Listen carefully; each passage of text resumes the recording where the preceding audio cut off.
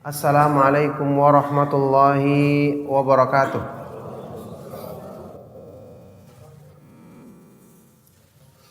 Innal hamdalillah nahmaduhu wa nasta'inuhu wa nastaghfiruh wa na'udzu billahi min shururi anfusina wa min sayyiati a'malina. May yahdihillahu fala mudhillalah wa may yudlil fala hadiyalah. Wa asyhadu an la ilaha illallah wahdahu la syarika lah wa asyhadu anna Muhammadan abduhu wa rasuluh. Sallallahu alaihi wa ala alihi wa ashabihi wa man tabi'ahum bi ihsanin ila yaumiddin, amma ba'du. Alhamdulillah, ma'asyiral ikhwa fid din, azakumullah. Kita bersyukur kepada Allah Subhanahu wa taala yang senantiasa memudahkan bagi kita semua berbagai macam nikmat, kebaikan, limpahan rahmat dan karunia-Nya yang ini mestinya menjadikan setiap hamba yang beriman selalu memuji Allah Subhanahu wa taala, selalu bersyukur kepadanya dan menjadikan nikmat tersebut sebagai dalil untuk dia lebih mencintai Allah Subhanahu wa taala dan selalu mendekatkan diri kepadanya. Ma'asyiral ikhwa wal akhwat fid din, azakumullah. Setelah kita mengenal Islam, mempelajari petunjuk Allah dan petunjuk Rasulnya Sallallahu Alaihi Wasallam, setelah kita membaca biografi orang-orang yang soleh sebelum kita, para sahabat radhiyallahu taala anhum ajma'in, sebelum mereka bahkan para nabi dan para rasul alaihi wassalatu wassalam,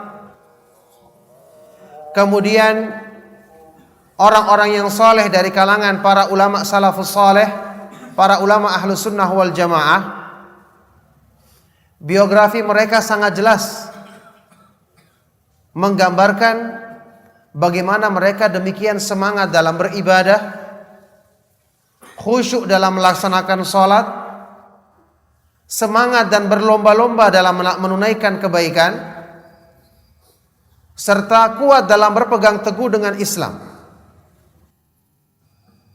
Tentu saja ini adalah taufik dari Allah Subhanahu wa taala.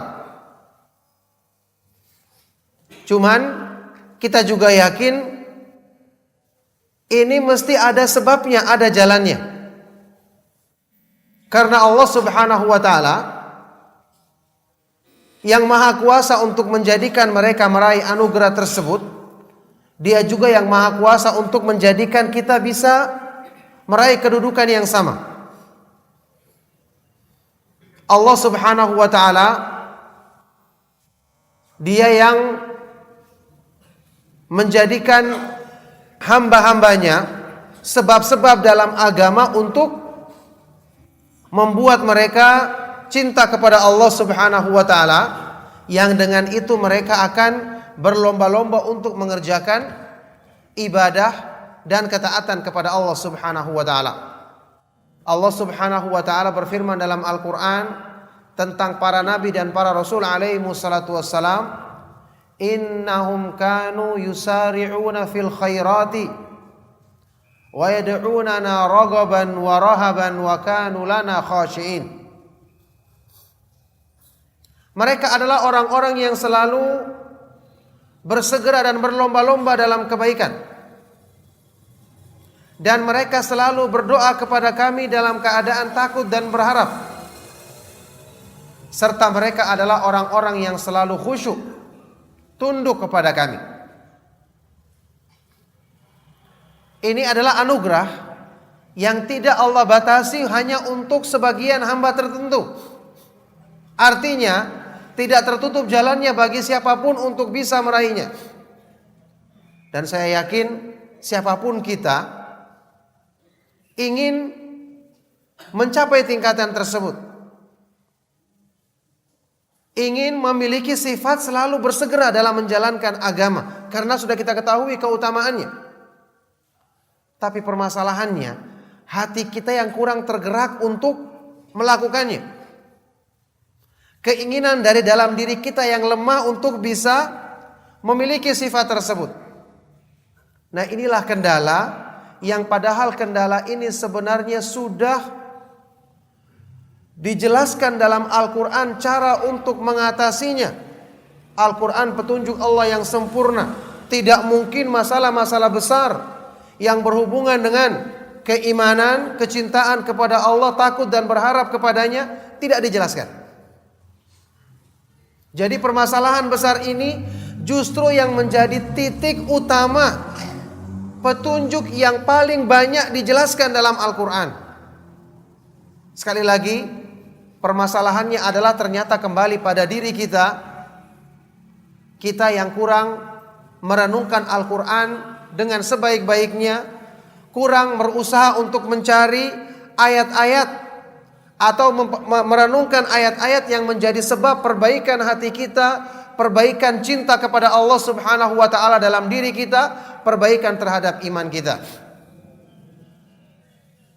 Coba kita renungkan.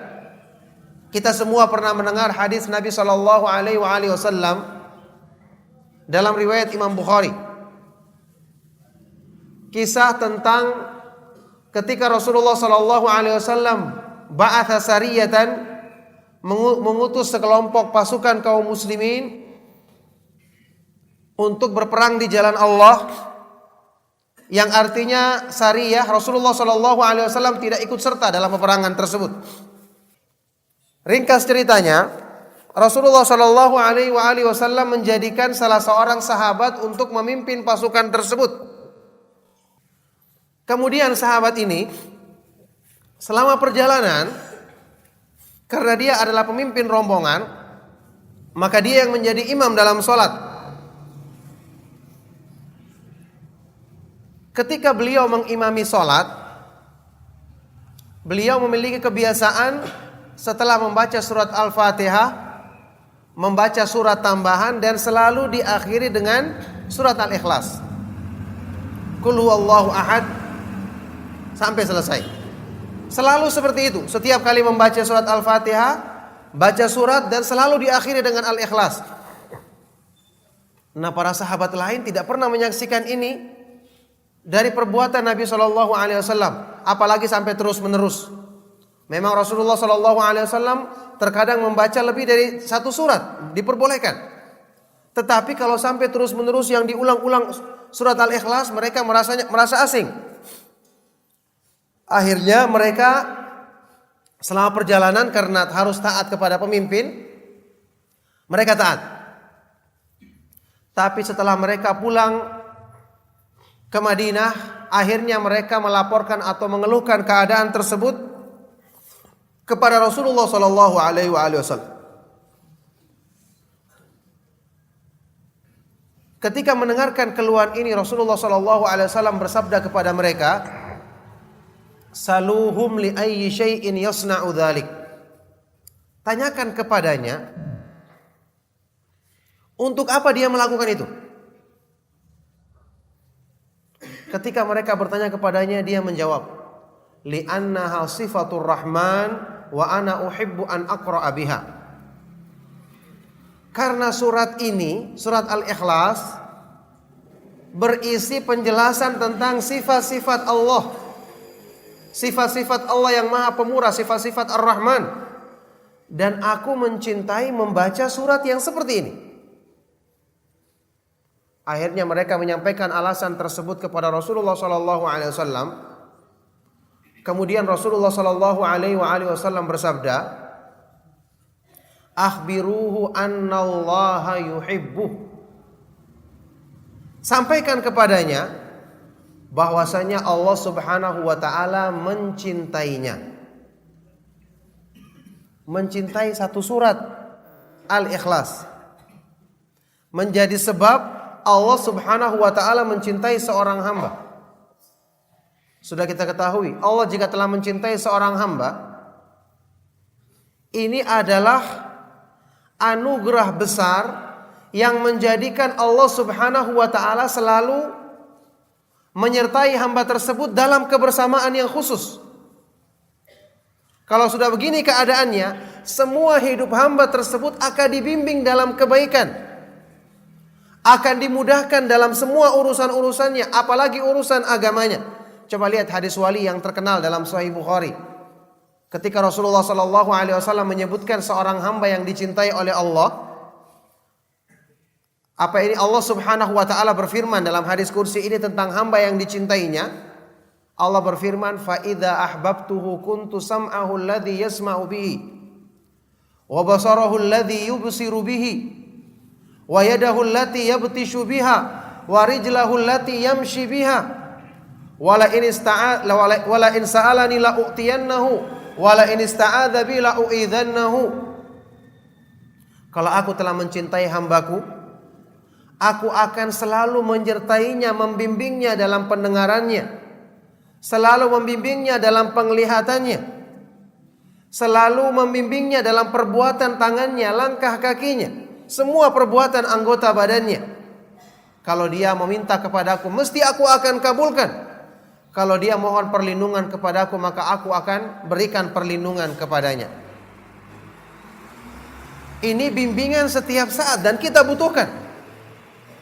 Taib, kita sendiri merasakan di waktu-waktu tertentu ketika kita memandang sesuatu tidak baik, kita tundukkan pandangan. Tapi apakah setiap saat seperti itu? Tidak kan? Ketika di saat-saat kita ingat, kita tundukkan pandangan. Tapi di saat-saat kita lalai, apalagi yang kita perhatikan begitu menarik dan indah, kita saksikan terfitnah, masuk ke hati kita. Ini kalau terus-menerus bisa merusak. Makanya kenapa kita selalu membutuhkan bimbingan Allah Subhanahu wa taala, yang ini timbul karena merupakan buah dari cinta Allah Subhanahu wa taala kepada hamba. Karena kita tidak tahu keadaan mana, pandangan kita yang mana, pendengaran kita yang mana terhadap sesuatu, perbuatan kita yang mana, langkah kaki kita yang mana, yang di situ akan bisa merusak iman yang terdapat dalam hati kita. Sama seperti kalau permasalahan tadi misalnya kita bahas, apakah kita pernah merasakan saat-saat semangat beribadah, berlomba-lomba dalam kebaikan, atau nikmatnya melaksanakan sholat? Jawabannya mungkin di antara kita ada yang pernah merasakan. Tapi apakah setiap saat kita rasakan? Jawabannya tidak. Sekali-sekali dan mungkin sekali-sekalinya sedikit. Lebih banyak yang tidak, lebih banyak lalainya. Kenapa? Karena dasarnya dari dalam hati belum tertanam sebab yang menjadikan semua ibadah kita bernilai khusyuk, bernilai tinggi, karena dasarnya belum dibenahi. Ini yang saya katakan tadi, sebagaimana waktu penjagaan dari Allah Subhanahu wa taala kepada kita, seperti yang Allah berikan kepada orang yang dicintainya.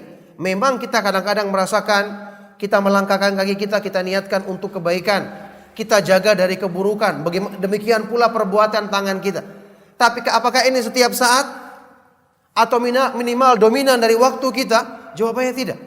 Berarti penjagaan dari Allah Subhanahu wa taala kepada hamba yang seperti ini keadaannya belum sempurna. Kenapa? Karena dia belum menyempurnakan sebab untuk meraih kecintaan kepada Allah Subhanahu wa taala. Nah, ini permasalahannya. Hadis yang mulia tadi menggambarkan sebab untuk bisa meraih hal tersebut. Coba ini kita renungkan dalam semua kajian kita. Agama Islam ini dimudahkan untuk semua kebaikan. Permasalahannya kemauan dalam diri kita. Permasalahannya syaitan yang selalu berusaha mempengaruhi hawa nafsu kita. Kalau dasar kebaikan ini telah kita usahakan, yaitu cinta kepada Allah Subhanahu wa taala, mengenal kesempurnaan nama-nama dan sifat-sifatnya, maka segala sesuatu yang menghalangi kebaikan-kebaikan tadi akan tersingkir dengan sendirinya.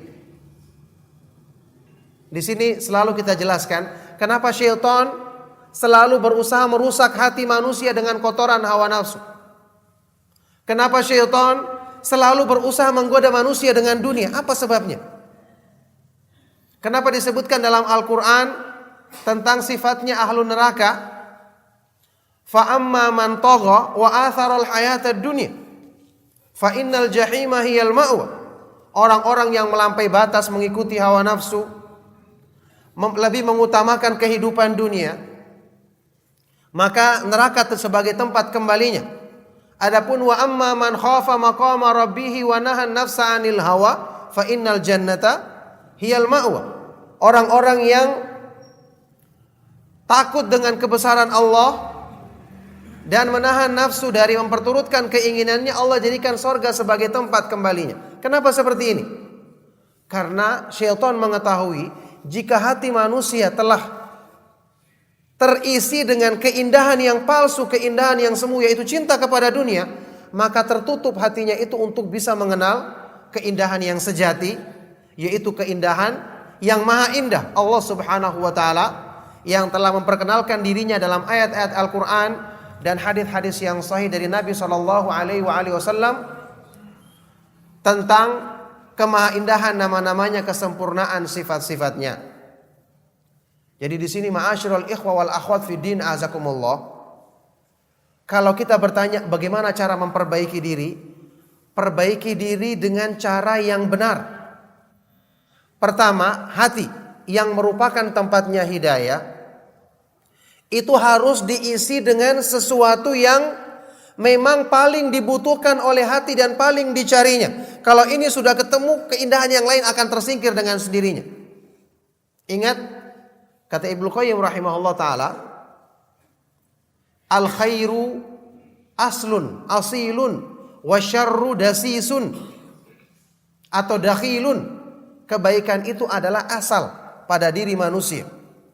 Ketika manusia pertama kali diciptakan, dia cenderung kepada kebenaran, cenderung untuk mencari mengenal Robnya, hati manusia. Makanya dia asal. Sedangkan keburukan-keburukan, cinta kepada nafsu, dunia dan seterusnya itu menyusup, datang kemudian. Sehingga kalau hati ketemu dengan ini, maka dengan sendirinya yang sesuatu yang menyusup ini akan tersingkirkan. Tentu dia akan lebih mencintai sesuatu yang asal, yang memang paling dibutuhkannya. Nah sekarang, ma'asyiral ikhwa wal akhwat fi din azakumullah, perbaikan diri dengan mengenal Allah ini merupakan asal untuk meraih semua kebaikan. Orang yang mengenal Allah, dia akan mencintai Allah. Dan ibadah kalau telah dilandasi dengan cinta mengenal Allah, maka ini akan menjadi ibadah yang sangat indah. Itulah sebabnya Allah Subhanahu wa taala berfirman dalam Al-Qur'an tentang keutamaan orang yang berilmu, yaitu mengenal Allah. Kita kenal bersama dalam surat Fatir, Allah Subhanahu wa taala berfirman, "Innama yakhsyallaha min ibadihi al-ulama." Sesungguhnya yang takut kepada Allah Subhanahu wa taala di antara hamba-hambanya hanyalah orang-orang yang berilmu. Ketika menafsirkan ayat ini, Ibnu Katsir rahimahullah taala berkata, ay al-ulama'ul arifuna bihi. Orang yang berilmu dan mengenalnya, mengenal Allah. Li'annahu kullama kanatil ma'rifatu bihi atam wal ilmu bihi akmala kanatil khasyatu lahu asyaddu wa akthar. Karena semakin pengetahuan seorang hamba tentang Allah sempurna, ilmunya tentang sifat-sifat dan nama-nama Allah semakin bertambah, maka otomatis rasa takutnya, ketakwaannya kepada Allah semakin besar dan bertambah pula. Taib, masalahnya kita masing-masing merasa saya telah mengenal Allah. Allah kan yang menciptakan. Saya wajib menyembah kepada Allah semata-mata. Saya wajib bertawakal kepada Allah. Saya wajib untuk hanya tunduk, takut, berharap kepadanya. Ini pengakuan masing-masing kita. Tapi kata para ulama, Ibnu Qayyim menjelaskan al-ma'rifatu ma'rifatan atau nau'an. Mengenal Allah itu ada dua. Ada pengetahuan yang sekedar pengetahuan. Ma'rifatul iqrar, sekedar menetapkan. Sekedar menetapkan. Iblis dalam Al-Quran saja menetapkan Allah Subhanahu wa ta'ala yang mencintainya, yang menciptakannya. Bahkan Maha Kuasa untuk bisa membinasakannya, mengadabnya, bisa memberikan tangguh kepada dirinya untuk tetap hidup sampai hari kiamat. Ini pengetahuan yang tidak menjadikan seorang itu takut kepada Allah. Orang kafir, orang mukmin juga secara asal, orang kafir juga mengakuinya. Yang saleh maupun yang pelaku maksiat juga melakukannya. Tetapi ma'rifat yang dimaksud adalah al-ma'rifatul khassah, pengetahuan yang khusus tentang Allah, yaitu ma'rifatun tastalzimu, pengetahuan yang menjadikan kita mencintai Allah, takut kepadanya semata-mata, berharap, khusyuk, tunduk, dan semua kebaikan-kebaikan yang lainnya. Ini dalam kehidupan kita bisa rasakan. Kalau kita mengenal sesuatu dengan terperinci kebaikan-kebaikannya, kita merenungkan kebaikan-kebaikan orang yang berbuat baik kepada kita, maka kita mesti akan semakin mencintainya. Kita akan semakin mencintainya. Hati manusia itu punya fitrah dalam dua hal. Dia mencintai pihak yang berbuat kebaikan kepadanya. Semakin banyak kebaikannya, semakin cinta dia dengan pihak tersebut. Makanya kita punya teman yang kita akrab, tapi ada teman-teman tertentu yang lebih dekat, lebih sering menolong kita, kita merasa lebih dekat hati kita kepadanya. Fitrah yang kedua, hati itu mencintai kesempurnaan dan keindahan. Yang ini semua ada pada zat Allah Subhanahu wa ta'ala, ada pada nama-namanya yang maha indah, sifat-sifatnya yang maha sempurna. Nah sekarang, ma'asyiral ikhwa wal akhwat fid din azakumullah, pertanyaannya, bagaimana caranya untuk menumbuhkan pengetahuan tentang Allah yang demikian terperinci? Tidak sulit, karena Al-Quran dari awal sampai akhir mayoritas isinya adalah tentang memperkenalkan Allah. Al-Quran disebut sebagai petunjuk.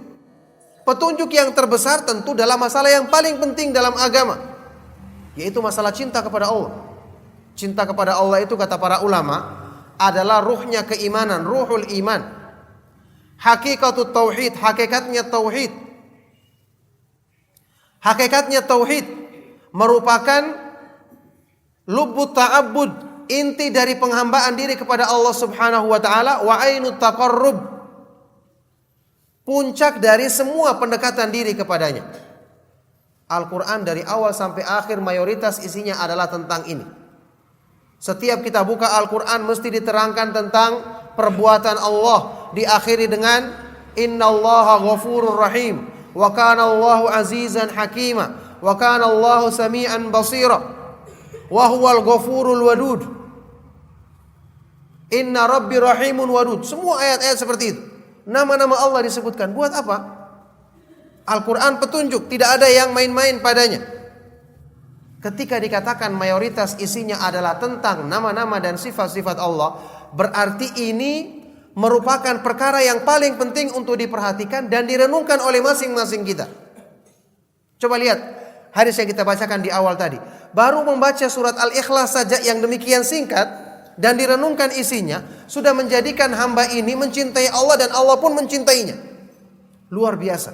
Bagaimana ayat-ayat yang lain, ayat kursi, surat Al-Fatihah, ayat-ayat yang demikian banyak menjelaskan nama-nama dan sifat-sifat Allah. Cuman masalahnya kita yang kurang sabar merenungkannya. Ibnu Taimiyah rahimahullah ta'ala pernah mengungkapkan seperti ini. Al-Quran fihi min dzikril asma'i was sifati aktsaru mimma fihi min dzikril akli wa syurbi wan nikahi fil jannah. Wal ayatul mutadhamminatu li dzikril asma'i was sifati a'dhamu qadran min ayatil ma'ad. Di dalam Al-Quran penjelasan tentang nama-nama dan sifat-sifat Allah lebih banyak daripada penjelasan tentang makanan, minuman, pernikahan, kenikmatan di sorga. Coba antum bayangkan, saat ini kita merasa ya bisa bersabar meninggalkan maksiat, semangat berbuat kebaikan kalau kita ingat, oh kenikmatan di sorga seperti ini. Oh, janji keutamaannya di surga seperti ini. Oh, akan dapat bidadari di surga, akan dapat buah-buahan istana. Iya kan? Termotivasi. Tetapi ternyata motivasi ini kalah dengan motivasi mengenal nama-nama dan sifat-sifat Allah. Sehingga apa? Dalam Al-Quran kata Ibnu Taimiyah rahimahullah ta'ala, ayat-ayat tentang nama-nama dan sifat-sifat Allah lebih banyak dibandingkan ayat-ayat yang menjelaskan kenikmatan surga, berbagai keindahannya.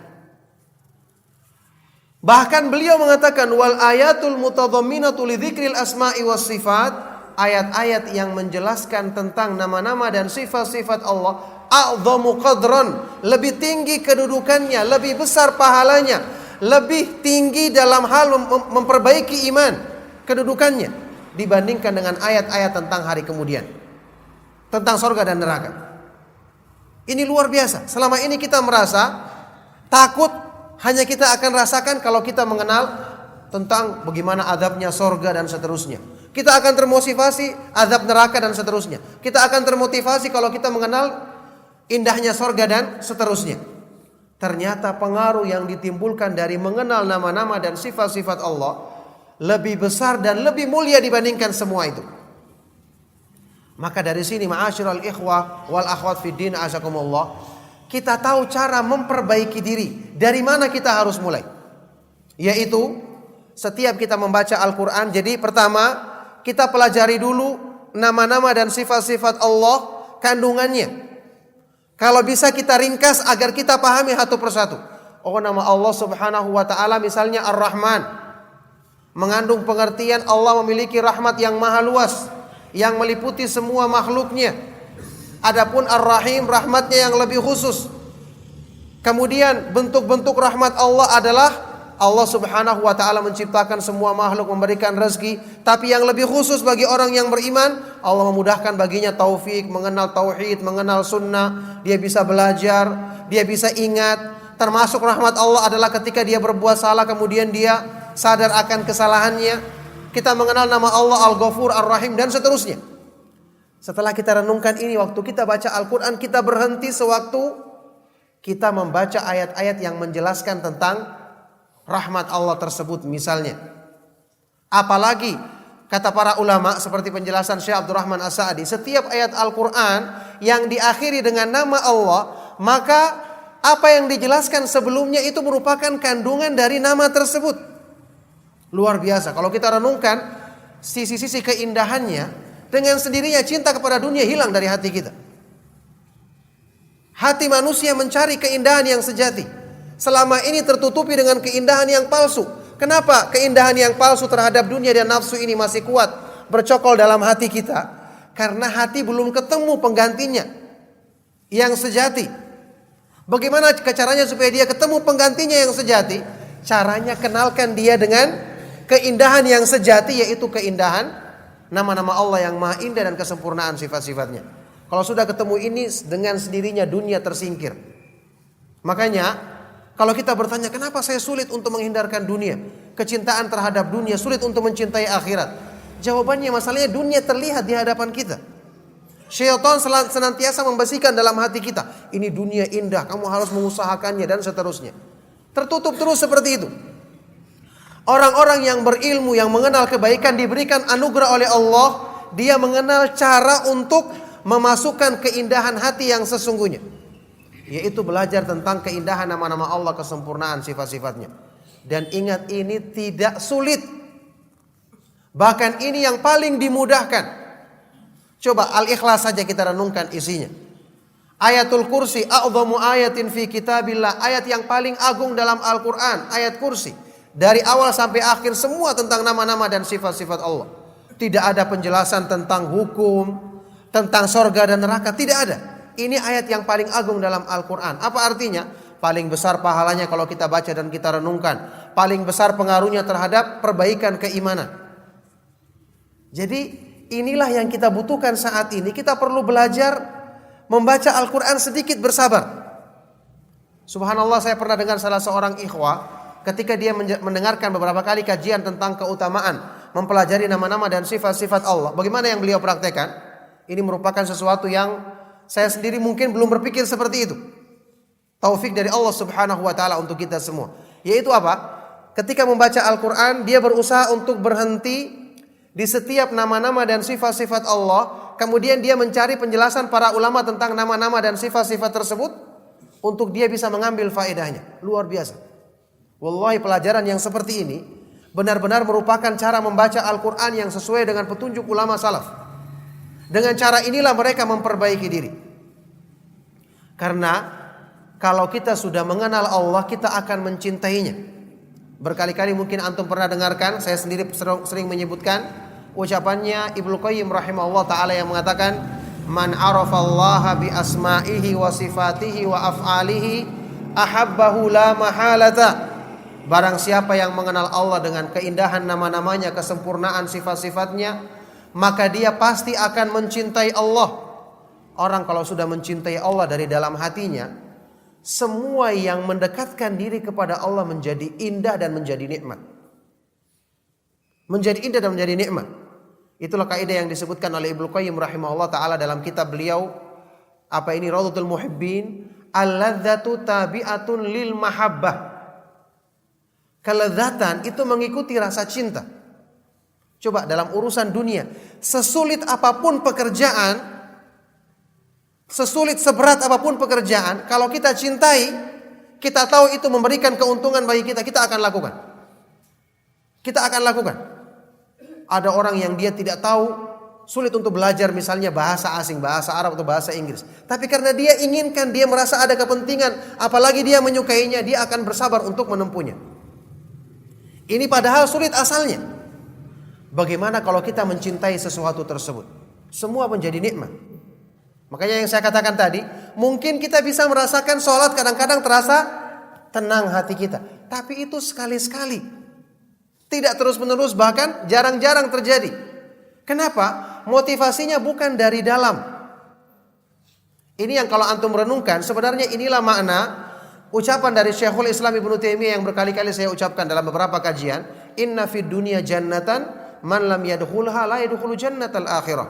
Sesungguhnya di dunia ini ada sorga, barang siapa yang belum masuk ke dalam sorga di dunia ini, dia tidak akan masuk ke dalam sorga di akhirat nanti.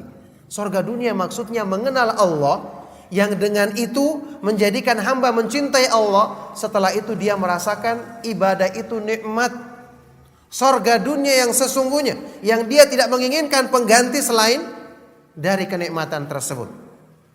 Nah, makanya di sini ma'asyiral ikhwa wal akhwat fid din azakumullah, Ibnu Qayyim menjelaskan, Allah Subhanahu wa taala ketika ingin menjadikan seorang hamba bersegera dan berlomba dalam kebaikan, Allah akan perlihatkan padanya sorganya di dunia, sorganya di dunia yang menjadikan hamba tersebut akan bersegera dan berlomba-lomba untuk berusaha meraihnya. Ini adalah taufik dan karunia dari Allah Subhanahu wa taala yang dikhususkan bagi hamba-hamba yang mendapatkan taufik dan mengusahakan kebaikan tersebut untuk dirinya. Nah, oleh karena itulah, ma'asyiral ikhwa wal akhwat fid din azakumullah, saya berusaha untuk memperingkas kajian ini. Yang ingin saya tekankan pada diri kita adalah dengan mengikuti kajian-kajian sunnah, kajian-kajian yang bersumber dari Al-Quran dan hadis-hadis Rasulullah SAW, jalan kebaikan itu telah terbentang di hadapan kita. Dari kebaikan yang paling besar, yang paling dasar, yang paling inti. Coba antum renungkan semua. Saya pernah mengkaji dan antum masih ingat mungkin tentang masalah khusyuk dalam sholat. Apa intinya khusyuk? Intinya khusyuk adalah ketundukan hati. Ketundukan hati. Kata Ibnu Qayyim rahimahullah ta'ala, ajma'al ulama'u ala annal khusyu'a asluhu fil qalbi wa thamratuhu alal jawarih. Semua ulama sepakat mengatakan khusyuk itu asalnya dalam hati, buahnya terlihat pada anggota badan. Kenapa hati bisa khusyuk? Kata Ibnu Rajab Al-Hambali rahimahullah ta'ala, hati itu khusyuk ketika dia mengenal zat yang disembahnya dalam ibadah tersebut. Makanya beliau menggandengkan khusyuk itu hubungannya adalah dengan mengenal Allah. Kullama kanatil faman kana lillahi a'raf kana lahu akhsha, kata beliau. Siapa yang lebih mengenal Allah, maka dia lebih khusyuk kepadanya. Bahkan beliau menjelaskan khusyuk itu bentuknya bermacam-macam, tidak cuma karena takut. Dalam kehidupan kita bisa konsentrasi terhadap sesuatu bukan karena takut, Memang kalau orang kita menghadapi orang yang kita takuti, kita akan tunduk, tidak bergerak-gerak. Itu bentuk khusyuk yang ini untuk manusia tentu tidak diperbolehkan. Tapi dalam kehidupan kita, sesuatu yang membuat kita tenang dan konsentrasi bukan cuma karena takut, kadang-kadang karena cinta. Ada orang yang bertemu dengan kekasihnya sudah lama berpisah, rindu. Ketika bertemu dia langsung merasa tenang, lupa sama keadaan di sekitarnya. Ini terjadi pada diri manusia. Maka demikian pula dalam sholat. Orang yang mencintai Allah, rindu untuk selalu bertemu dengannya. Ketika dia menunaikan sholat, perasaan dirinya tenang, gembira. Makanya khusyuk itu tidak mesti wujudnya dalam bentuk tangisan, tidak. Gembira hatinya ketika menunaikan sholat, karena dia mengenal zat yang diibadainya. Itu adalah salah satu bentuk khusyuk. Khusyuk itu berbagai macam bentuknya, kata Ibnu Rajab, yang semua timbul dari mengenal Allah. Maka sifat-sifat yang menjadikan seseorang itu cinta kepada Allah, seperti sifat-sifat kemahaindahannya, sempurnanya karunia rahmat dan anugerahnya, ini yang menjadikan dia cinta. Ketika ini mendominasi hati manusia, maka dia akan meraih khusyuk dari segi cintanya kepada Allah. Ketika dia membaca sifat-sifat tentang hal-hal yang menjadikan manusia takut, kemahaperkasaannya, kerasnya siksaannya, kemahakuasaannya untuk mencabut hidayah dari seorang hamba. Ketika hamba itu sholat kemudian diliputi rasa takut akan ditimpa hal-hal tersebut, maka dari sisi ini dia akan meraih khusyuk kepada Allah. Dan semua sifat-sifat yang lain. Makanya kalau kita perhatikan, semua sifat-sifat kedudukan yang utama dalam Islam akan semakin kita sempurnakan dalam diri kita dengan semakin kita mengenal Allah. Dan ingat, mengenal Allah yang benar sesuai dengan sunnah itu tidak sulit. Karena kita hanya mengenal Allah sesuai dengan apa yang Allah perkenalkan dirinya kepada kita dalam ayat-ayat Al-Quran tentang nama-namanya yang maha indah dan sifat-sifatnya yang maha sempurna. Buku-buku para ulama telah menjelaskan hal ini dengan terperinci. Kitab yang ditulis oleh Syekh Abdul Razak, Fiqh Al-Asma'il Husna, merupakan kitab yang sangat bermanfaat untuk memudahkan kita mengenal masing-masing dari nama-nama dan sifat-sifat Allah Subhanahu wa taala. Demikian pula saya pribadi juga pernah menulis beberapa tulisan yang kemudian dijadikan sebagai sebuah buku yang berjudul Puncak Kemahaindahan Al-Asmaul Husna, juga menjelaskan tentang poin-poin penting yang diperlukan untuk mengusahakan diri kita bisa lebih mengenal keindahan ilmu yang paling agung dan paling mulia dalam Islam ini secara mutlak. Maka ma'asyiral ikhwa wal akhwat fid din azakumullah, kita harus mulai mengenal ilmu ini. Kita harus memperhatikannya. Kita harus mulai mengusahakan diri saat ini untuk memperbaiki dasar yang paling penting untuk kita perbaiki terlebih dahulu sebelum kita mengenal hal-hal yang lainnya.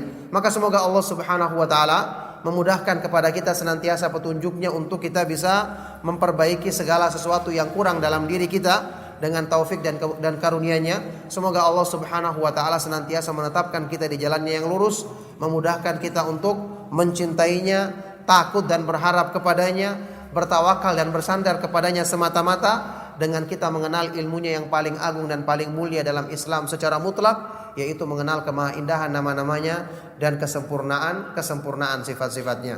Maka demikianlah kajian kita di pagi hari ini, semoga bermanfaat. Mohon maaf jika ada yang salah dan kurang. Sallallahu wasallam wa barak ala nabiyyina Muhammad wa ala alihi wa sahbihi wa man tabi'ahum bi ihsanin ila yaumiddin wa akhiru da'wana anil hamdulillahi rabbil alamin. Subhanakallahumma wa bihamdika asyhadu an la ilaha illa anta astaghfiruka wa atubu ilaik. Wassalamu alaikum warahmatullahi wabarakatuh.